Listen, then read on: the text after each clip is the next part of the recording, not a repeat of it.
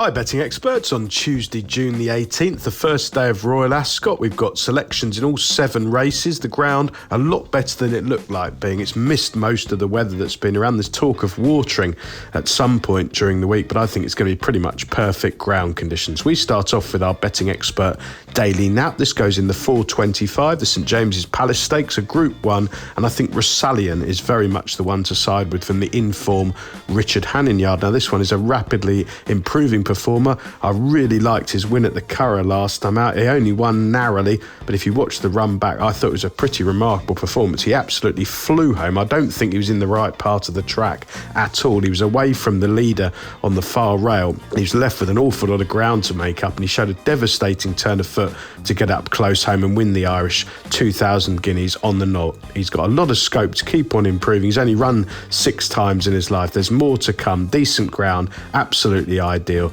I think he's going to take an awful lot of beating.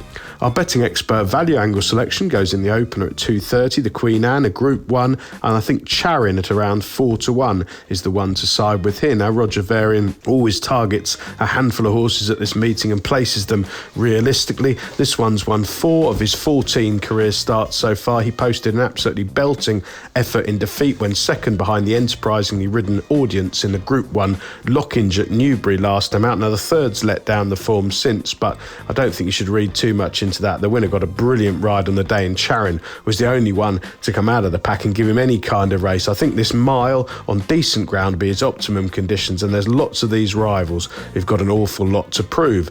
The remaining 5 races, we'll do them in time order. The Coventry at 3:05, a Group 2, well, Al Qudra comes from a yard. Charlie Apple, he's got a really strong hand in the juvenile division. I think it's significant that he runs this one here. Has created a deep impression so far and plenty more improvement to come. The 3:45, the King Charles III, a Group 1 sprint. Well, Regional comes from a yard I really like. Regular listeners will know that Ed Bethel is very much a young trainer to follow over the next few seasons.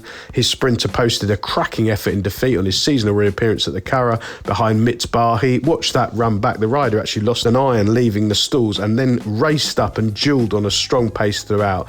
I think he'll get a much more patient ride here, and hopefully Callum Rodriguez will weave his way through late and pick these off. The Ascot Stakes at 5:05, a really competitive handicap. Small stakes here, perhaps each way. Play with the firms offering extra places, but I do like Berkshire Rocco. He comes from a yard absolutely flying at the moment, Andrew Balding. He's been running himself fit this season. He's got lots of quirks, but I think in these huge field, that'll be set up ideally for him. He's going to get patient ride, a really strong pace. Sheen Murphy riding better than anyone at the minute. He'll be looking to weave his way through late.